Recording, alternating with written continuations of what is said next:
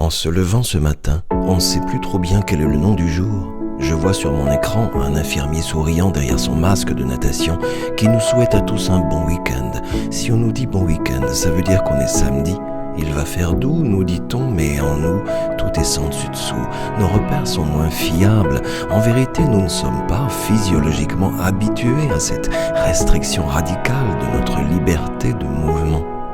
Dans la maison de Déborah, il y a 2 filles très vives et dans son espace-temps de maman, Déborah cherche la pulsation du cœur de la femme qu'elle est.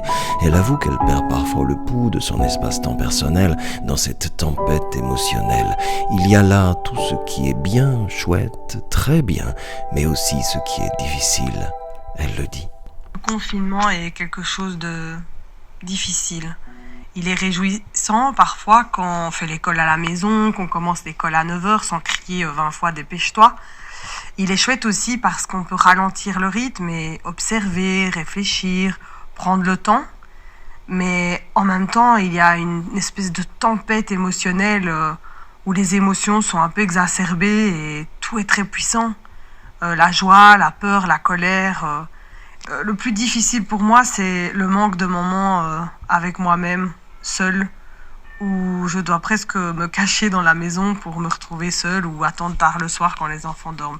Ça, c'est ce qui est le plus difficile pour moi. Ce qui est très difficile aussi, c'est le fait de ne pas faire des repas avec les amis et la famille. Ça me manque beaucoup, de partager un moment de qualité avec des gens que j'aime. Je pense aussi très très fort, avec beaucoup d'émotion, à tous les soignants qui sont sur le terrain et j'aurais tellement envie secrètement d'être en maison de repos et donner un coup de main et écouter les gens qui sont seuls, pouvoir les rassurer, les réconforter. Ça me manque beaucoup. Alors avec les filles, ce qu'on fait, c'est on fait des opérations pour la maison de repos, on dessine plein de papillons, on fait des bricolages. Et alors à notre petite échelle, on téléphone aux personnes âgées qu'on connaît pour leur donner un peu de réconfort. En chantant des vieux chants du J'aime l'Éternel et des ailes de la foi, ou en rigolant, enfin on fait ce qu'on peut, des choses qui leur font du bien. Exprimer quelque chose qui fasse du bien pour disperser l'appréhension et l'angoisse, c'est le défi à relever. Chercher en nous cette capacité inédite d'exprimer quelque chose de nouveau au moment où les portes se sont refermées sur nous. Nous, dans nos maisons thermos, là, on aurait vite fait d'oublier que ce qui arrive aux uns et aux autres ne peut pas ne pas nous toucher.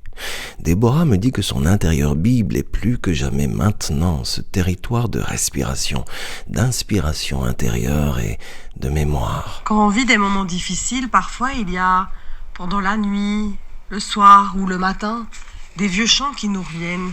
Et il y en a un particulièrement qui est inspiré d'Ésaïe 41:10 qui m'est revenu il y a environ 2 semaines au début du confinement. C'est « Non, jamais tout seul, Jésus mon sauveur me garde, jamais ne me laisse seul. » Et le premier couplet dit « Ne crains rien, je t'aime, je suis avec toi. Promesse suprême qui soutient ma foi. La sombre vallée n'a plus de terreur. Là me consoler, je marche avec mon sauveur. » Je trouve ce chant très très profond, très puissant et c'est vrai que je l'ai envoyé en petite vidéo, je l'ai chanté à des personnes âgées seules, des personnes qui se sentent fragilisées et qui souffrent énormément de solitude. Alors c'est vrai, parfois on se sent seul, mais au fond, on n'est jamais seul. On le sait bien, on le sent bien si on y prête attention. On vit une période de transition. Et si on écoute vraiment au-dedans de nous, on sent bouger ce sentiment de se tenir à la frontière de quelque chose. Un lieu de nous-mêmes nouveau, un geste nouveau, une parole nouvelle, un lien à établir entre qui nous sommes maintenant et qui nous devenons. Et on se bat émotionnellement avec ça. On cherche, sans y parvenir toujours, à être stable, en équilibre et en mouvement comme on peut, ferme dans nos sentiments et tout ça. Et parfois oui, mais parfois pas. Le verset qui m'a beaucoup touchée ces dernières semaines et qui me touche encore aujourd'hui, c'est Ésaïe 26:3. À celui qui est ferme dans ses sentiments, tu assures la paix parce qu'il se confie en toi. Voilà, j'ai vraiment envie que toute la confiance que j'ai mis dans le Seigneur au cours de ma vie, qui s'est approfondie avec les années dans mon cheminement personnel, puisse être encore plus enracinée. Vraiment que cette paix soit avec un grand P et qu'elle vienne de lui et que les circonstances ne me fassent pas vaciller. Alors c'est difficile et le seul moyen c'est de prendre du temps avec lui. Dès que je peux, quelques minutes par-ci, par-là, mais que je reste vraiment en paix. maison de Déborah et Jonathan est en cœur de ville, mais elle ressemble à une cabane dans les arbres quand on la regarde d'en bas. On est samedi, notre prière à tous n'est-elle pas celle-là ? Derrière nos portes et nos fenêtres, tous on cherche de tout cœur la confiance, la vitalité du vivant et, oui, la paix. Attention, la Bible peut faire gravement du bien à la santé. Elle ne contient ni diluants, ni agents toxiques, ni substances allergènes.